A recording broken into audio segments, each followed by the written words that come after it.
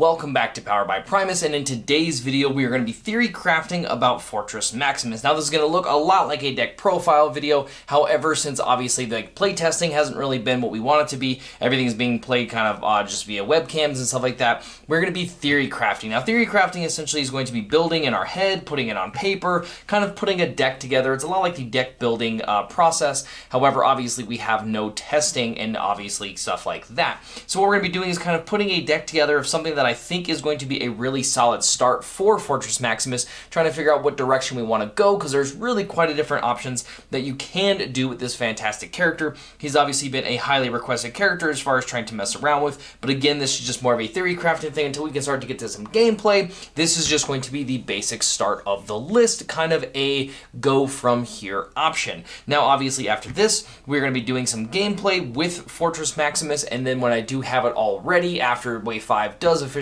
get released and we get the cards, that is when I will do a deck profile video when I have the deck in the right space and we do have the correct cards. Now when it comes to talking about Fortress Maximus, we're going to start within this mode. This is going to be the Great War Veteran. He is going to be a Titan and a range. The range is going to be relevant. Really awesome stuff. It does have 8 attack in this mode, which is absolutely insane.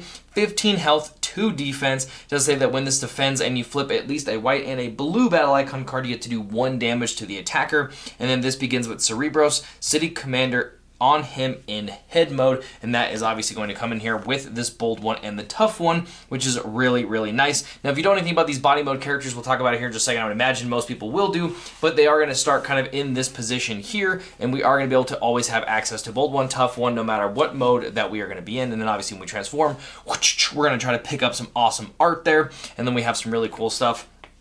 And it is active in either modes, and then when this character is KO'd, then we are going to flip over here to body mode and then get a different type of Titan Master, which we'll talk about here in just a second, and continue it on. So we're always going to have access to that bold one, tough one, which is very, very relevant when it comes to this list, because this is going to be a very, very mixed list, and it is because of what you're trying to do with Fortress Maximus. Now we're going to keep the same stats across the board here, which is really amazing, and this says when this attacks and you flip at least an orange and a black battle icon, you get to do 2 damage to each enemy, which is absolutely insane. And then you get to flip back to this mode ready to defend and get some more damage on the attacker with using this ability. So we're going to try to go for all 4 battle icon colors here in this first iteration of the deck. I think there's a lot of potential for it. Again, having this access to this bold one, tough one, I think is very relevant. So it is going to really make it a lot easier for us to be able to hit the stuff. Wave 5 did bring some new tools for us in the orange-black department. This is crooked and it is triggering me. Give me just, there we go. All right. Yeah, so there's a lot of new stuff that came out with Wave 5 that I think are going to give us a lot of potential. Now, we're also going to be doing a lot of these theory craftings with a bunch of different characters coming in with Wave 5, so you guys are going to see a lot more. So if you didn't see your first character here today, obviously we're going to be doing a lot more of these in the next couple of weeks. Fortress Maximus, awesome, awesome stuff. What we're going to be doing always is kind of trying to flip here for our first mode, right? And always trying to get the trigger. So what we really want to do with this is to try to get in here for this and get the ability to proc do 2 damage to all the enemies, and then we get to transform back into this mode where we get to keep the bold one and tough one and try to hit that ability. So when it comes to talking about these cards, the first thing that I want to talk about as far as really is about the orange and black cards. Now, when it comes to talking about a lot of the orange and black cards, there's quite a bit of stuff that did come out with Wave 5, and the first one is Precision Fire. I think this is a really good card, actually. I think you're going to see this in quite a bit of decks just because of a lot of the aggression that it does bring to it. It is orange and black. Obviously, it does say choose a mode and do 1 damage to each character in that mode. Obviously, we're going to be doing a lot of direct damage with this build. That's what the whole point is really trying to spread as much damage as possible when it comes to attacking and defending, and then when we're ready, just our normal attacks are going to be crushing characters left and right because we're getting in for like, 10, 11 damage, which is really crazy numbers. So obviously in this we can have a lot of benefits to it. We can either be in this mode and we can call alt modes, or we can call body modes, or even in this mode and then we can call bot modes and really try to avoid ourselves in the process. Or even if we're willing to kind of just take the 1, then we just call whatever, even if we're in that mode as well. Take 1 damage, but again, doing 1 damage to all of our opponent's characters in those modes are going to be really, really nice. So I'm going to be running 2 of those, and then the next one, which I think is a very fantastic card for this list, is Fight for Position. Now, as soon as I saw this character's ability, I knew Fight for Position was going to be a 3 of in the deck. Obviously, that orange-black is going to be really nice, but it does give us access to Bold 2. So now playing a Fight for Position, now we're swinging with Bold 3 because we are getting 1 off of the head. So we're going to most likely be able to hit another orange-black battle icon card. Now, it doesn't have to be orange and black in the same. As long as you have a black battle icon here and an orange battle icon here, then you are perfectly fine as well. You are going to be able to get that just from that ability. So obviously this is going to be a 3 of in the deck that I was talking about just because it's so fantastic for this list. Now, since we're talking about direct damage, I'm going to throw 2 of these in here, and it's going to be Rock Tosses. I considered going up to a 3rd with these. However, in some testing stuff that we've been doing, I think the 3 of is just a little unnecessary. 2 is pretty good. From what I'm kind of thinking that we're going to be at as far as having direct damage, plus space is just a little iffy with the list. There's like kind of like free like 6 cards in the list, really, if you're going to go a little more this direct route. But again, 2 just feels kind of safe for me right now. So like I said, until we get some more testing in there, 2 is just a really good number we're going to go with. And this does do 1 damage to a tapped enemy. Now, this is very specific because obviously you are a 1 tall character. You get to swing, your opponent gets to all swing, you get to untap, and then you get to go. So Rock Tosses may sometimes never come into play if you have your sequencing off. However, if your opponent does have a tapped character, then you can Rock Toss and then you can swing. Can be really, really nice stuff. Just to be able to help kind of push a little bit more of that damage. And then again, it is just an orange-black battle icon. Now, like I said, if the sequencing ends up coming to where we are always really getting 1 swing on untapped characters, well then yes, Rock Toss will probably get cut and we'll end up putting in something different in the list. There's a couple of different options that we can probably put in here. Another Precision Fire, or even we can add some more of these, which is going to be Escape Capsule. Now, as soon as Escape Capsule got revealed in any type of these body mode characters, this card is going to get played with them. First off, it is an orange and a black battle icon card, so it really helps out, obviously, with this ability. It goes in the utility slot, which is very, very relevant because it doesn't take up our armor or our weapon slot. And then it does say that when you deploy the upgrade character's head, so essentially when you do eventually get your Fortress Maximus KO'd, and then you do get to bring out Cerebros, it does say that you get to put this and any other upgrades that were on your body mode character onto the deployed character. So first off, we're going to get that +1. This also does come over onto Cerebros, which I think is very, very relevant. Because even when Cerebros is KO'd, if you still have this escape capsule, it gets to carry over to whatever your head is as well. So this essentially can transfer 2 different times, which is really, really nice. So this is why I'm running 2 of in here, just because I think it's really good. It could go up to a 3rd. Honestly, I really think it could, and probably have no issues. We'll probably just end up doing that here soon. But again, just until some testing goes down, I think I'm really kind of comfortable with 2, and then we may possibly go up to 3, depending on what else is going on. Now, when it comes to flipping over to this mode, like I said, we have the white and the blue battle icon to do damage to the defenders. However, a lot of the cards are more specific and kind of just open, so we're going to be done here talking about Big Man Maximus, and we're going to come here talking about Cerebros. Now, Cerebros has 6 attack, 8 health, and 1 defense. Does have Bold 1, Tough 1 built into the character, so really, really nice. And then it does say, when this battles and you flip a white, orange, black, and a blue battle icon cards, you may play an upgrade from your scrap pile onto this. Now, it doesn't have anything specific talking about it being, anything. It's any upgrade. So even if a capsule is in your scrap pile already, you can go pick it up, which is why I was running 2. Now, there's lots of different options that we're going to be going with as far as cards from the scrap pile we're going to want to try to pick up. Armed Hovercraft is going to be another one of those. All 3 of these, these characters are all going to be range. Fort Max in both modes, and Cerebros in this mode is going to be range. So being able to play this is really nice to be able to get 1 damage across the board since we're doing so much direct damage, and then being able to possibly get it from the scrap pile as well to be able to put back on here to be able to get more is really, really good. This also does say that whenever it battles, so it's offense and on defense. So if you happen to swing, get those procs, get to bring out like Armed Hovercraft, get to ping your opponent for 1, and then you get to defend, you flip those, you get to go get something else, and you can really replace it there too. It's one of the reasons why I was considering Master Sword, because there are multiple ways of being able to get a weapon out and being able to protect it for long enough to possibly pull out Master Sword. Now, currently, I'm not running one in the list that I have put together. However, like I said, it might just be a thing. Maybe Master Sword as a 1 of or a 2 of does end up coming into the list. Might be pretty fun, so we're going to just kind of organize our stuff here a little bit better because we're all kinds of wild. We're going to stack them all based on like kind of our icon colors. How's that? Yeah, there we go.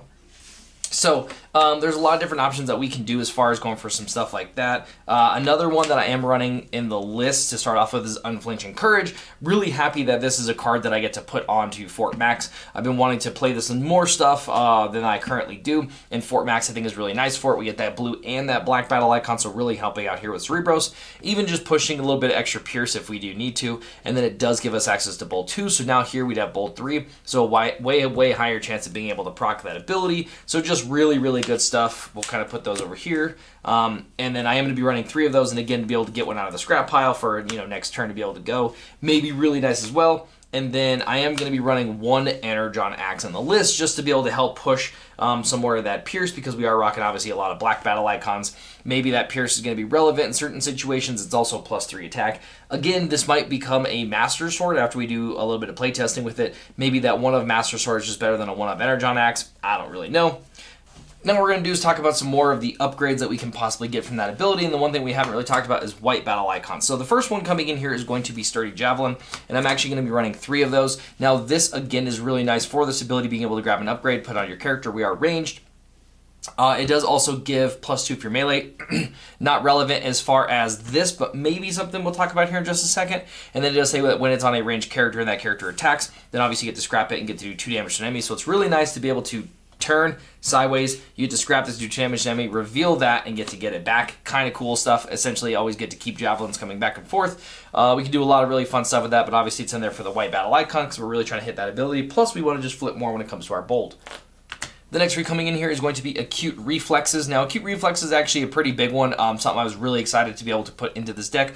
I kind of wanted to run Staggering Might for a while in this list. I do think that it is really good for Fort Max before you get KO'd. However, after you get KO'd, it doesn't really do anything for you because it doesn't have to be on 16 or higher starred characters. So I think that's more of a card that's going to sit for Trypticon and Fort Max maybe. But I do think Acute Reflex is going to be really solid, obviously giving us that white icon. This is a utility as well, so it's not going to take up any space away from our weapons that we're going to be trying to mess around with. And then it does say when the upgraded character battles and you flip a white, then you get +1 attack and +1 defense, and it does let us focus 1. So obviously that's going to be pretty nice to allow us to help kind of go through our deck when it comes to, maybe we go to flip the top card of our deck and we see that it's a blue-black and we're like, oh man, I looked at my scrap, I have a bunch of orange-blacks left, I really want to try to dig for that. Maybe we'll scrap that top blue-black card and kind of try to dig a little bit deeper. It's also really nice on defense. If we happen to look at the top and we're on defense and we're showing an orange-black, well obviously we chuck it so we can try to get more defense. Really good stuff there as well. Now I'm going to be rocking 3 handheld blasters. We'll put those over here, mainly because this deck is very interesting as far as how it seems. It seems like it's really good going up against heavy blue out of the start. However, it might struggle a little bit going up against very aggressive orange decks, only because the health pool is a little bit lower. So we're really going to have to try to race on those opponents by putting as much direct damage as possible, which is why it's really important for us to hit these abilities. So the handheld blaster has a little bit of twofold in it. It's got the double blue battle icon, really help us out obviously on defense, and then does give us an access to a bold 1 weapon if we do indeed fact have to try to hit this ability to maybe get something back. So that could be really nice to be able to do something like that. So it's in there just for those reasons.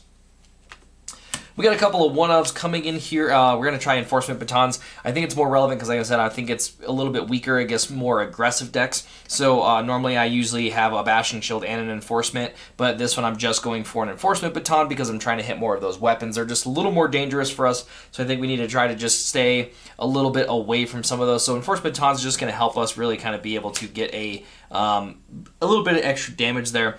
And then Matrix of Leadership, it is a utility, get to put on Autobots, and then just gives us +1. However, it counts as an orange and a blue battle icon, so it can really help us out with the flips, whether it's on attack and or defense. And then just like I said, the +1. It's more in here for the battle icons and the fact that it's just the utility.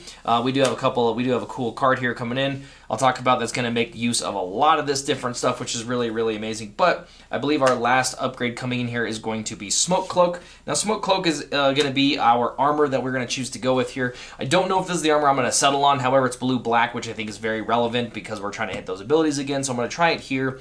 This stuff does give us access to Tough 2 base. So like I said, it might be good enough, it might not be good enough. We may have to go with like reinforced plating or even trying sparring gear to really make sure that we have like Tough 3 in those situations. Maybe even we're going for extra paddings to try to get, you know, more tough on our characters. If we can happen to get like 3 extra paddings and an escape capsule on a character, it can be really, really nice, because then all that carries over to the next character if they do get KO'd.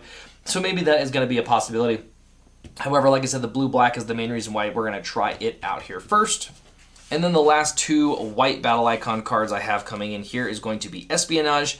Espionage has always been a fantastic card. It's a white-green, so the green allows us to pick it up, especially if we have a lot of these bad or dead cards in our hand. Maybe Rock Tosses aren't getting there, Handheld Blasters just not doing it. We're going to be able to use the Espionage to try to get rid of any cards out of our opponent's hand. Again, trying to specifically hit more direct damage stuff if our opponent's on that route, or if they're on like really aggressive, trying to go for their grenade launchers, power punches, supercharges, all that kind of good stuff. Or even if they're on body mode, like I said, Escape Capsule will be around, so maybe we'll be trying to hit some of those, so our opponent's not trying to get any additional upgrades moved over to the other characters. I think it's just got a lot of utility, and I think it'll, you know, pretty much do whatever we need it to.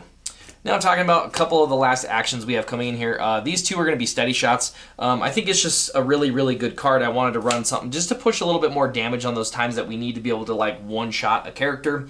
Like with Reset, because it's very, very important, or maybe it's just like the one moment that we need to get in on something. So Steady Shot was the card that I chose to go with. Obviously blue-black just helping us out with a couple of those different things. And then is just going to give us +2 attack. So again, that does get Fort Max in for 10, does get Cerebos in for 8. So it's just some pretty good numbers, and then hopefully we do get to flip, you know, some oranges and all that good jazz to really kind of help us push a little bit more damage. But even if we don't, that +2 could be really relevant. And then the last blue card I believe coming in here is just a solo blue, is going to be 1 Sabotage Armaments. Again, really talking about how I just think that this deck's a little weaker against those more aggressive lists. So being able to play a Sabotage might just be enough to help kind of push a lot of that damage off. If they do go to hit into us, then we do get to Sabotage. So totally fine. Like I said, just kind of a one of in there. We're going to see how it does, and we'll go from there.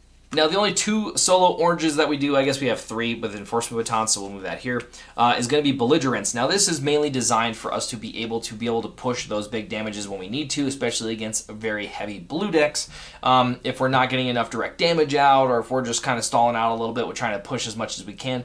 Belligerence is just a fantastic card. You guys know that I have already ranked it #1 for this set, and just from a lot of people I've been talking to and a lot of testing I've been seeing online, Belligerence is getting a lot of play just naturally. Again, really good against heavy blue decks, even decks that have a couple of bit of blue in there, but it's even good just for you to be able to help push for a couple more points of damage on your side.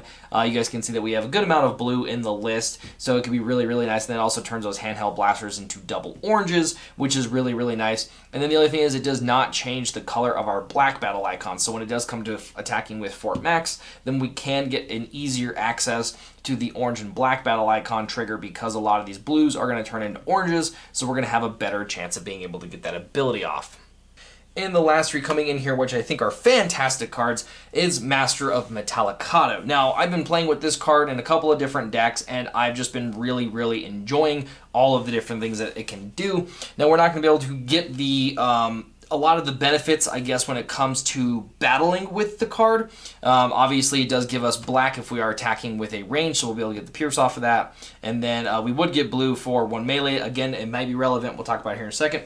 But it is in here because it does count as orange, black, and blue battle icons. So when it does come to attacking with Fort Max and all these other characters, when you need to hit these colors specifically, you won't be getting the battle icon as far as like the defense. So let's say we flip this on defense. We're not going to be getting the blue defense added to our armor for either of our characters. However, it does still count as a blue battle icon card being flipped. So that can be really, really nice. And then obviously this is going to say choose one of your characters when it attacks until end of turn. It gets +1 attack until end of turn, until end of battle, sorry, for each different color among battle icons that you flipped. So as you guys can see, we have quite a bit of battle icons in the deck, right? We have orange, black, we have white, green, blues, more blues, blue, blacks, and then this is the 3. So we can potentially get up to 5 extra damage. I think the only green card that we actually have in the list is going to be Espionage and Enforcement Baton, so it's the only way that we really maximize if we flip crazy to get that +5. However, even if we don't get the green, we can possibly be getting +4 attack off of the card, so it's just really, really powerful. And then again, it just helps us kind of get those battle icons out there as far as when we get to attack. This is really nice to be able to flip with Cerebros because it does count as the 3, so all you need is a white battle icon, and boom, you're in luck. You're already proccing the ability. So just a really, really good card that kind of ties a lot of this stuff together. And like I said, this is just going to be until we get some play testing in to kind of see what feels a little bit better. Now, the last thing that we did not talk about is what head do we have for Cerebro. So I'm going to kind of just move some of this stuff here. There are quite a bit of options coming into Wave 5, obviously, where all these Titan Masters do indeed fact show up. Now, currently, the deck, when you do buy your box of Titan Masters, when you'll be getting your Fort Max Cerebros, it does come with Emissary. Now, Emissary is going to be a ranged character that has Focus 2 and then is 440, and he does give access to Focus 2. Now, the big point behind that is so, like, I like the cards, the art, it's so strange sometimes, but especially since, like, it's not cut right. Just comes down to, like, having the Focusing 2 really helps you try to get that ability. However, I'm not a big fan of it. I don't think we're going to have troubles trying to get those battle icons, as out when we're doing our swinging. As far as our dry runs go, we look like we are doing pretty well. So there's two different options that I would kind of really want to push for you guys. Now, Emissary is a 4-star character. I'm going to go with Flintlock as my 4-star to start out a lot of my testing with it, just because it does give me access to Tough 3 when it does come to playing a lot. Now we're going to be able to have the bold one, tough one when we're here, and then transform and picking up tough, which I think is really, really nice. Not to mention, this ability happens whenever you battle. So if you happen to hit this ability when you're on defense, then you're going to be able to get access to the weapon and then be able to untap and have the weapon for the turn. However, if you are attacking, you get access to it. Cool, you get to play the weapon. It does proc, before, because it is obviously battles. So you may be able to get the benefits from that. However, then your opponent has a turn to be able to respond to it. So there's just a couple of different options that you can do as far as that goes. Now, there are a crazy amount of heads that do come with this wave. Now, obviously, these are going to be all my printings because obviously Wave 5 does not exist yet, and there are crazy amount of heads that we can have in here. The other one that I think is a really good option is Clobber. If you do want to go for the more aggressive play, maybe you want to have like one as your main board and one as your sideboard, Clobber is going to be really nice. He's going to be able to give you access to Bolt 3, so now you're swinging in with Bolt 4. With your Cerebros, you're going to have a way higher chance of being able to get that ability as well. And, if you want to even run like grenade launchers and kind of go that route, and like I said, you're going to be able to push some crazy numbers if you want that. Another option is Convex. I think Convex is really good being able to have Safeguard because you do get to combine over. You do have Safeguard, and then you're going to be able to swing. Your opponent can only max do 3 to you, so it's going to be pretty nice. However, you are going to lose Safeguard after that, so I would tell you to try to run a little more repair stuff if you are going to try to go the Safeguard route and maybe try to get back down to 0. Could be really nice. There's also that the Medic's Protective Field, which is a white armor. You can maybe even run that in a deck as your white card. That does give you access to it. However, they do stack, so I would not run the Safeguard head and the armor, because then you have Safeguard 6, and that's really bad. We do have Grax as another option. He gives you +5 health, so we're going to be able to kind of maximize a bunch of health there if you want to go that route. And then there is Tesla, who does give you Focus 1, and that does open up 2 star slots in the deck. So maybe you want to go with some leaps, or if you want to go with fuel caches, because we're running a bunch of different battle icons, you can totally do that. Flame Out is also a good option. You can get access to the Bolt 2 and then still have a star open. Again, you're still kind of going that little more aggressive route. And then you could also even go Arcana for the 2. There's quite a bit of different stuff that you can choose to go for when it does come to those heads. However, like I said, I'm going to be going with Clobber and Flintlock here as my choices, at least to start things out. And then again, if we need to end up having some star cards and some other things like that, maybe then we'll kind of go into some of the other heads and see what we can do. Maybe we'll pick up the tough, tough 2 head, and then we can maybe add a star card or something like that. So quite a different bit of options.